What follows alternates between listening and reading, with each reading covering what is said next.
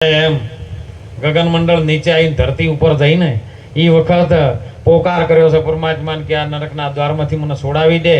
ગર્ભવાસમાં તે ભક્તિ કબૂલી, બહાર આવીને ગયો ભૂલી. 84 નું અમો વ્યાજ વધી ગયું, દેવામાં ગયો તું ડૂલી. જ્યારે બોલ કર્યો પરમાત્માને દયા કે લાય આ જીવને છોડું, મારો બનાયેલો છે પણ લાય કલ્પાંત કરી રહ્યો છે ને છોડી મેલું. પણ પરમાત્મા થોડો કઠોર બન્યો કે ના ના હાલ નથી જવા દેવો. પણ પેલું દુઃખ એને સહન ન થયું એટલે જમે નાતો જોડ્યો કે જવાબદારી અમે લઈએ છીએ. હમણાં સુંદર વાણીમાં આખો ભક્ત મંડળે વાત કરી કે તારે રહેવું છે ઓમાં ભાડાના મકાનમાં, કે જો કદાચ અરે તમને ભૂલી જાહે ને તો એનું ભાડાનું તમે આપો છો ને, ભાડાનું મકાન ખાલી કરવાની જવાબદારી અમારા જમની છે.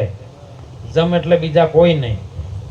જે શ્વાસ આવે છે એનું નામ શરીરમાં જન્મ છે, અને જે શ્વાસ અંદરથી બહાર કાર્બન ડાયોક્સાઇડ દ્વારા બહાર નીકળે છે એનું નામ મરણ છે. હવે જન્મમાંથી એક અક્ષર લ્યો ને મરણમાંથી એક અક્ષર લ્યો, બે અક્ષરને ભેળા કરો એનું નામ જમ છે. કારણ મારે છે તમને કોણ કહો? હે કોઈ તમને મારે છે? તમારા શરીરની અંદર જે શ્વાસ આવી રહ્યો છે ને જાય છે એ જતો રહે તો તમને મારવા વાળા એ રહ્યા જમત છે, બીજા કોઈ છે? એટલે સંતોએ એમાંથી વાત કરી કે આ જો જન્મ મરણના ચક્કરમાં તાર ના ફસાવવું હોય તો કેવલ એક વાતને સ્વીકારી લે, આ ગુરુપદ અધિક છે. ગુરુનું જે પદ છે ને એ પદની તું પ્રાપ્તિ કરી લે. અગમ વાત છે, જે ગમ નથી પડતી એનું નામ અગમ છે.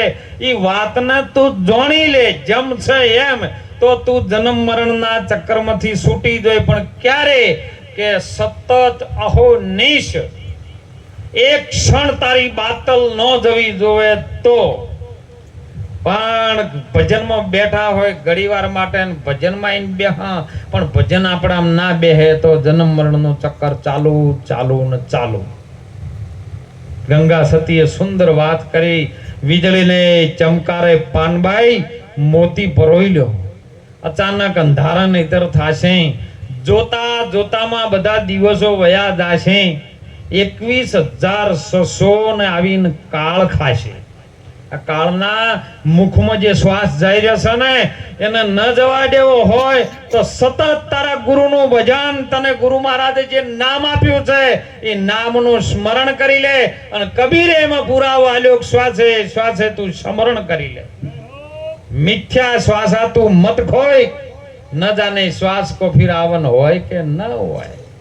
અને મહાપુરુષો સંતો આ વાત આપણને સમજાવે છે, પણ સમજણમાં આવે તો હો, નહીતર સમજણમાં ના આવે તો કથાએ તો ઘણી તો છે. કથા એમાં બધુંય આવે છે. કથા શાંતિ માટે છે. કથાનો અર્થ છે જે કથામાં બેઠા પછી તમારા જીવનનો, તમારા જિંદગીનો જે થાક લાગ્યો એની થાક ઉતરી જાય એનું નામ કથા છે. પણ કથા આપણે બેસી નથી શકતા અને થાક ઉતારતા નથી, કારણ કે કથામાં બેઠા ચેડે આપણને તો ધ્યાન આપણા ડૂબમ હોય છે. બેઠા હોય કથામાં કે બેસ્યો તરજી રહી ગયું, એ ડૂબન સાર નાશ્યા વગર આવતા રહ્યા છે. તો કથામાં તમે નહીં બેઠા, તમે જે ડૂબમ ફરો. એટલે સંતો હમતી કહે છે કે તમે જો કદાચ એક ક્ષણ તમારી બાતલોમાં ન જાય ને તો સાહેબ આપણું ભજન થઈ જાય એવી વાત છે. અને ભજન થાય ને એટલે કોઈને કહેવું ન પડે, કોઈને કહેવું ન પડે. કોઈ પુરાવો આલવાની જરૂર નથી. સૂર્ય ઉગે એટલે તમે ડાલો ઢોકો તો ના રહી ગયો એવી વાત છે. પણ ઘડીવાર માર્યું થાય એવું નહીં. અને સમજાઈ જાય ને તો એક શેલમાં થઈ જાય, સમજાઈ જાય ને તો એક પલમાં. કેમ કે એક હંસલો ને હંસલી સરોવરની કિનારે એક પલમાં કેવી રીતનું થાય એનું સીતા કે હંસલો ને હંસલી સરોવરના કિનારે બેઠા છે. ગરમી આવી બફારો પડે દાડે પડ્યો એવો બફારો પડતો હતો ને આ બે જણા સરોવરના કિનારે આવીને બેઠા. તરસ બહુ લાગેલી. હંસલીએ પાણી સરોવરમાંથી લઈને ચોચ ભરીને પીધું અને હંસલે પીધું. એટલે બે જણાને કીધું હાશ, શાંતિ થઈ. હાશ કીધું એટલે પેલી માછલીની અંદરથી અવાજ આવ્યો. મોય અંદર સરોવરમાં જે માછલી હતી પાણીમાં એને કીધું કે મારું બેટું આ ઘડીવાર માટે કોઠે આવીને એક ચોથ પાણી પીધું એમાં એમને હાશ કરીને શાંતિ બેસી ગયા. તો આપણી 24 કલાક હોય એમ હોય સરોવરમાં છે તો આપણને હાશ શું છે એ તો ખબર જ નહીં. એટલે એને અવાજ કરીને બહાર હંસલીને કીધું કે એ હંસલી ઊભી રહે, આ હાશ એટલે શું? એટલે હંસલી વિચારમાં પડી ગયો હવે મને કેવી રીતની સમજાવી મારે. હંસલો કે તું ચિંતા ન કરી હું ગુરુ મૂકી છું, સમજાઈ ગયો ને. ચોથમાં માછલીને પકડીને બહાર નાખી એટલે માછલી તરફડવા માંડી. અડધી મિનિટ જેવી તરફડી એટલે ફરી પાછી બગલે હંસલે ઉપાડી અને પાછી પાણી નાખી એટલે માછલી કે હાશ કે જો આવી આવે. કોઈ કહેવું પડ્યું એને સમજાવવું પડ્યું કોઈ? બસ સારી વાત આ અનુભવની છે ને આમાં સમજાઈ જાય તો મેળ પડી જાય, ન કે આખી જિંદગી રહો તો કોઈ મેળ પડે એવો નથી. અને એટલે મહાપુરુષો સંતો જગાડે છો. એક વાણીની અંદર સુંદર વાત કરી છે, બે લીટી વગાડો એમાં ભાઈ. મીરાબાઈને જ્યારે સંતોએ કીધું છે ને કે આ દુનિયાની અંદર કેવી રીતના આપણો જન્મ થયો છે, કેવી રીતનું આ શરીરનું અવતરણ થયું છે, કેવી રીતનું મહાપુરુષે જીવન જીવવાની કળા બતાવી છે અને કોણ તારું છે. જ્યારે કાશી ક્ષેત્રની અંદર કાશીના ઘાટે મીરાબાઈ ગુરુ મહારાજની ગોતમાં ગયા અને ત્યાં કણે કાશી ક્ષેત્રની અંદર જ્યારે રહેવા માટે 2-4 દિવસ માટે ત્યાં રોકાણ. એટલે એના સૈન્ય મોટું મેવાડની મહારોણી હતી સાહેબ.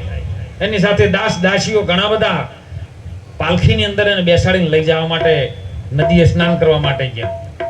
નદીએ જ્યારે સ્નાન કરતી હતી આજુબાજુ બધા સૈનિકો વેલા એવામાં રોહિદાસ ત્યાં થઈને નીકળ્યા છે. માથે ચોપડું ઉપાડેલું સાહેબ, કારણ કે કર્મ છે ને એ તો કરવું પડે. છવા ભગત માટલા કરતા હતા, ભગત ગોરો કુંભાર માટલા કરતા હતા, કબીર સાહેબ રેસા વણતા હતા.